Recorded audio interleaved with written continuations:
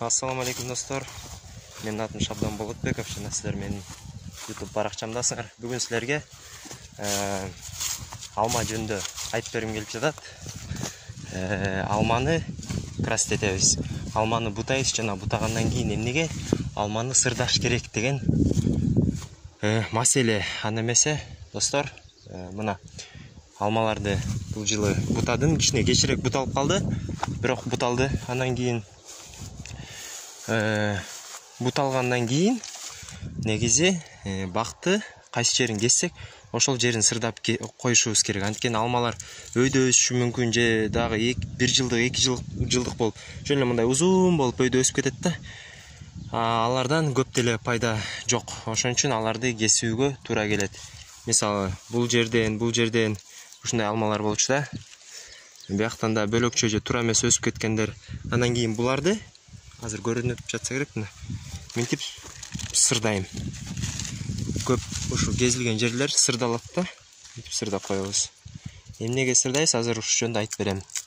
Себеп дегенде, буну сырдаган соң бул жерден аба кирбейт, жана бак өзү чирбейт да.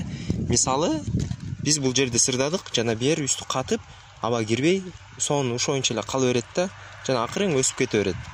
Сырдалбаган жерди карасаңар, мына бул жер мисалы сырдалбаган эмес. Краска тийген эмес, ошон үчүн көрдүңөр, бул жагы чирийт. Билен ушуну сырдайм деп коюп турдум да, действительно. Ошон үчүн бак чирибеш үчүн алманы кескен соң сырдап койгонуңар абдан туура болот, достор.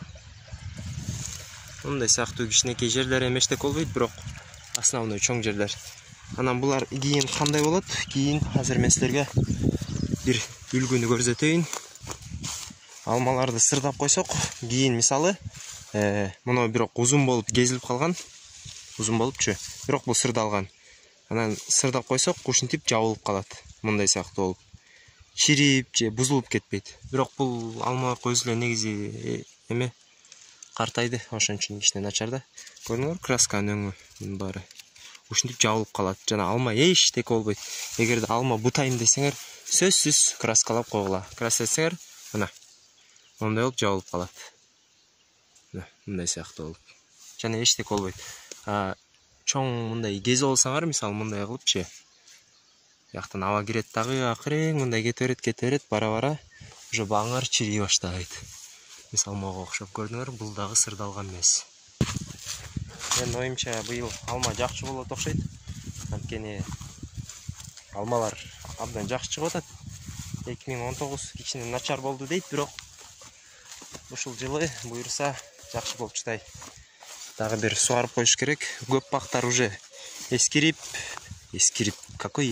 картайып эметип калды. Курапчы, карабайсыңарбы бул байкушту.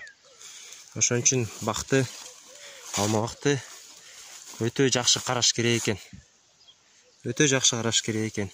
Ар бир кескенден кийин сөзсүз краскалаш керек. Болбосо момундай сыяктуу болуп чирийт, бияка кетет. Ошентип 3-4 жылда бир багыңарды жогото алышыңар мүмкүн.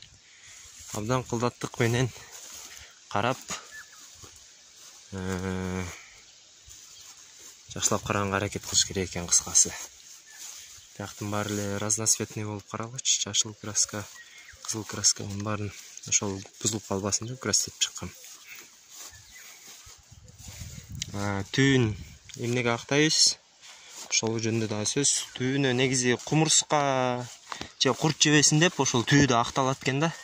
Анан кичине эрте актап койсоң керек.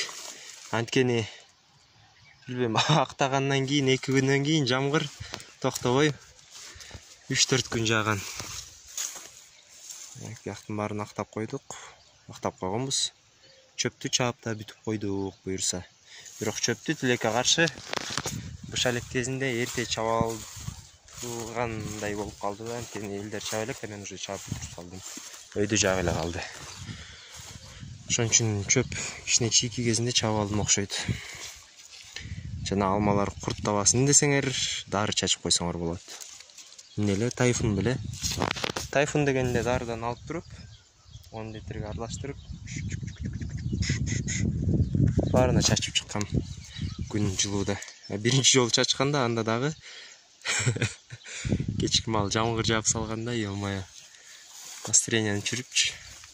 Эми буйруса жакшы болот деп ойлойбуз бул алмалар. Сон болуп өсүп калды. Россияда Екатеринбургда жүрүп, берки дүкөндөргө киргенде алмаларды көрүп, бааларын карасаң 100 сом, 120 сом, 80-90 сом. Анын ушул үйдөгү алмаларың эстейсиң.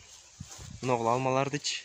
Ё-моё дейсиң да, үйдө ушунчалык жыйылып жатчы эле, анда жебейсиң. Жегенде да эмне аласың, андай бир жолу иштейсиң, деп туруп момундай эле ыргытасың да. Ошон үчүн алманда баркын түшүнүп калдым окшойт.